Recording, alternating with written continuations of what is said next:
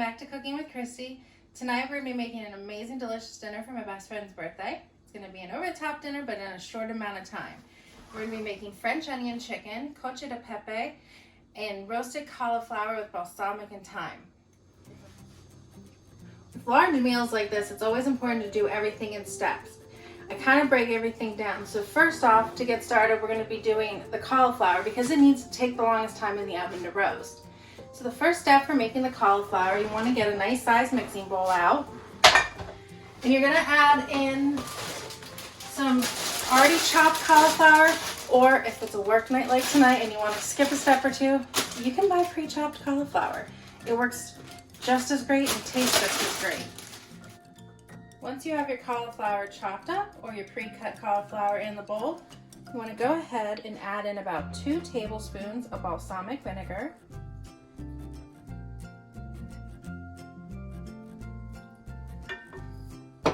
Then we're going to add 2 tablespoons of olive oil.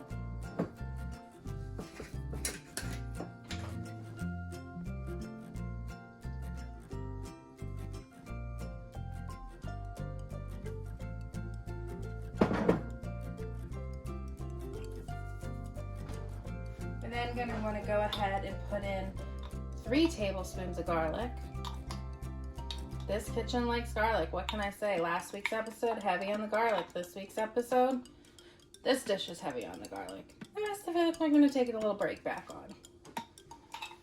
You're then going to want to add about a tablespoon of fresh thyme. And a trick with thyme, the way it's grown, you don't want to try and dice it. You'll never be able to dice these tiny leaves. So you just want to grab one end of the stem, kind of pinch it, and pull it towards you, and you'll pull off all the leaves. You get these small branches, it can be a little more difficult. Go ahead and add in about a tablespoon of thyme doing that. The last thing you're going to want to put into your cauliflower is just some fresh cracked black pepper.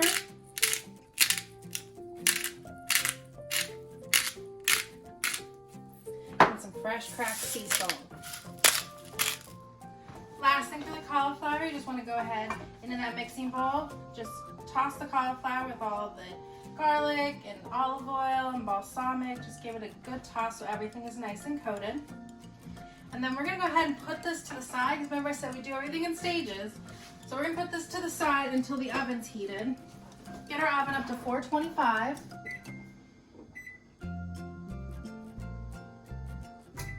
And we're going to want to start another dish. So while our oven's getting nice and hot and our cauliflower is soaking up all that yummy flavor, we're gonna go ahead and get started on the chicken, the main dish, main entree of the dinner.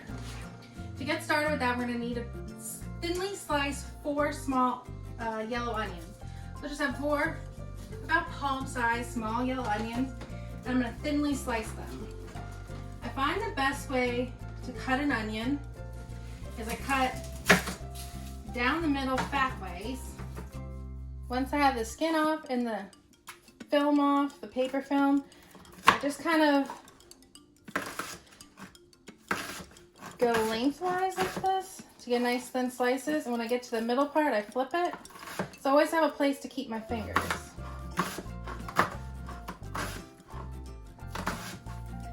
And some might say it's wasteful, and it is not technical knife skills at all. But I find this part of the onion to be a little thick anyways. So it just always gives me a nice finger guard area. And I use, when I'm holding the knife, I hold it so one finger stays on top flat, and I kind of do a rocking motion, never letting the tip leave the board. And I bring the onion to the knife, like a saw, instead of going that way. We're gonna get all these onions cut up, and we're gonna get a stick of butter melted and get them sauteing. Once your onions are all cut, stick a stick of butter into a deep saute pan and melt that.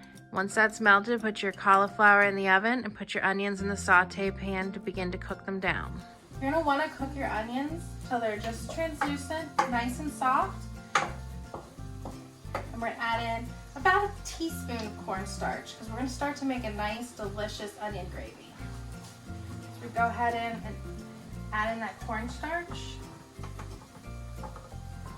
I just kind of like to sprinkle it around the pan so it doesn't land in one spot in particular. Mix it in really good with the onions and the butter. And then we're gonna pour in about 1.5 cups of beef stock.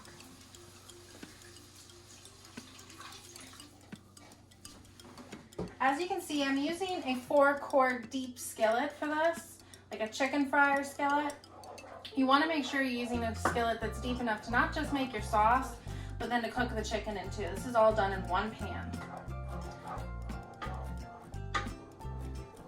I'm gonna let that cook for just a second. We're actually gonna go grab some more of that fresh thyme and sprinkle a little bit of that in there too, along with some fresh cracked black pepper and salt.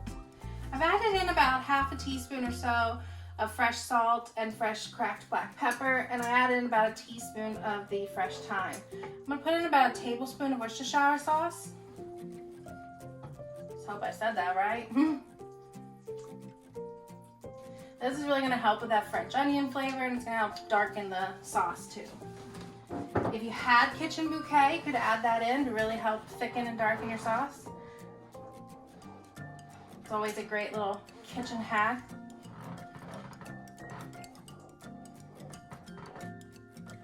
You should start to see your sauce kind of getting a little bit thick with the butter and the cornstarch in there. And we're actually just gonna go ahead and put in some chicken thighs. I'm just using bone-in, skin-on chicken thighs. They're one of the most cost-affordable meats out there. You are able to really use any kind of meat. You could even turn this whole dish vegetarian by simply using like a vegetable stock instead of a beef stock. Using like a portobello mushroom instead of a chicken.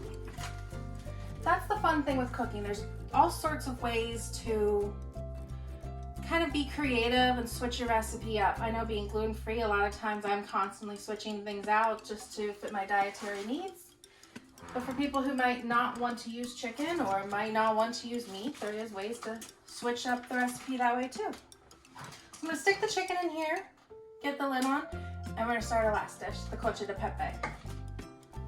You wanna make sure your pan is on about medium, and you're just gonna make sure that the chicken or whatever protein you end up deciding to use is fully covered by that wonderful onion sauce that we made.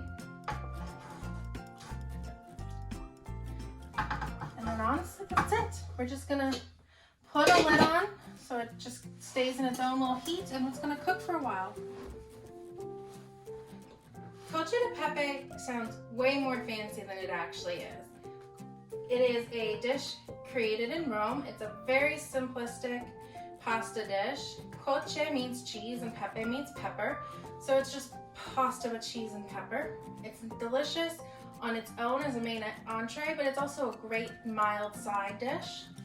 So to get it started, you need to boil some water. I filled a sauce pot with about 2 liters of water.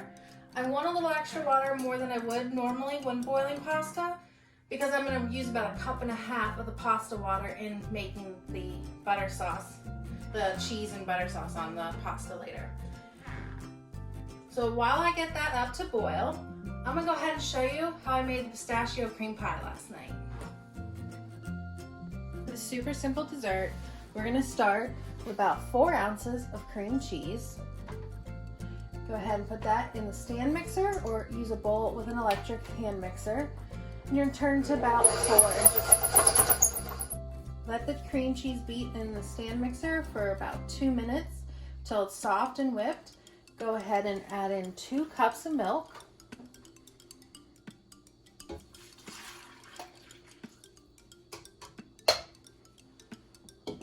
And 2 packets of pistachio pudding mix. Once that's thoroughly combined, go ahead and add in 1 8-ounce tub of Cool Whip or go ahead and turn the mixer back on for just another minute. Turn your mixer off. Get your bowl out. And pour it in a graham cracker crust. I'm using a gluten-free graham cracker crust from the company Mido. Everything in my kitchen is always gluten-free.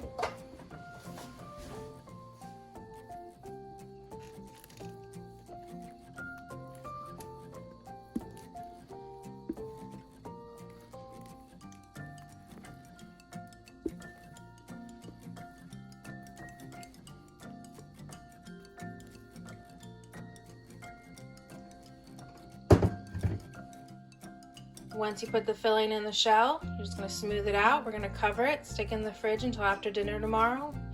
Cut a slice and top it with a little whipped cream and some cherries. This delicious pie can be made using any pudding mix. If you're not in the mood for pistachio cream pie, swap it out for 2 boxes of chocolate pudding and have a chocolate pudding pie.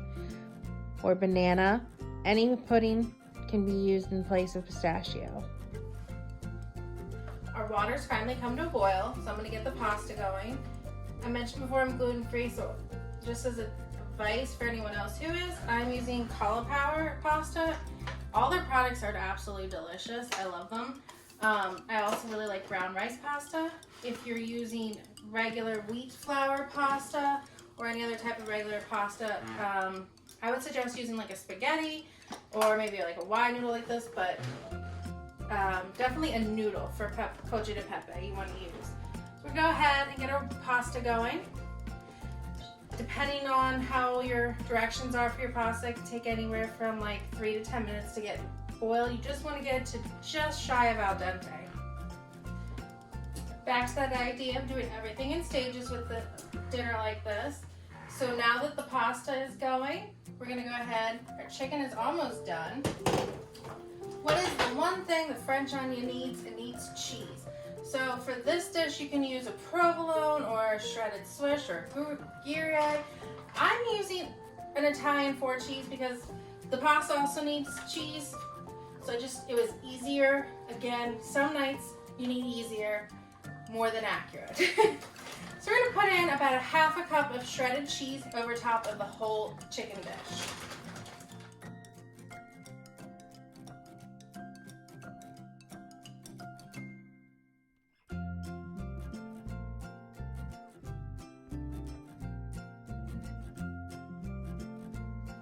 Now that we've sprinkled our cheese on, we're going to go ahead and put our lid back on. We really want to get that cheese super melty. We're going to turn the temperature down to low because this is just going to sit until we're done with dinner, which we're almost there, believe it or not. While your pasta's just about done, you want to go ahead and throw a stick of butter in another saute pan. This one doesn't have to be as deep. We're just going to make the pasta in it. So just throw a stick of butter in there and get that melted. Cauliflower should be done about this time too, so you want to go ahead and pull that from the oven.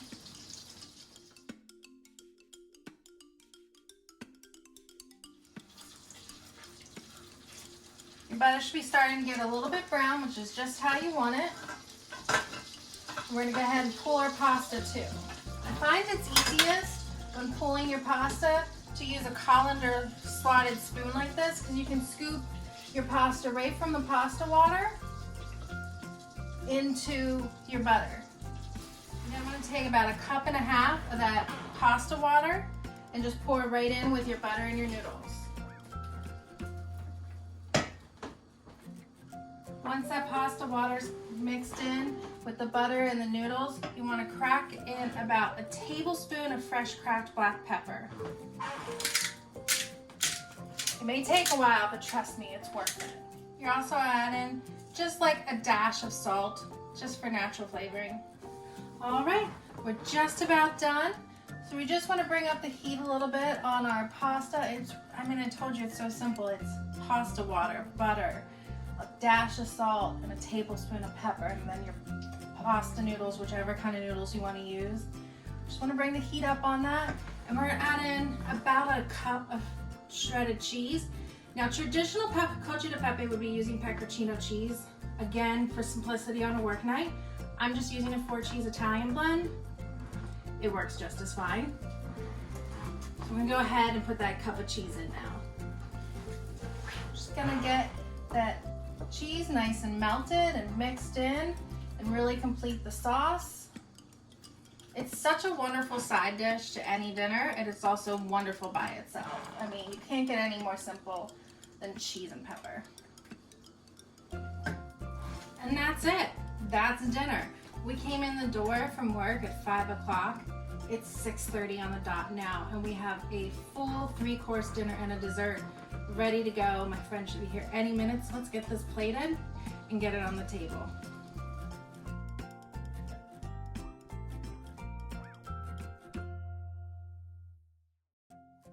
It was my joy to have you in the kitchen again today. Can't wait for you to stop by again to show you some more crave-worthy foods.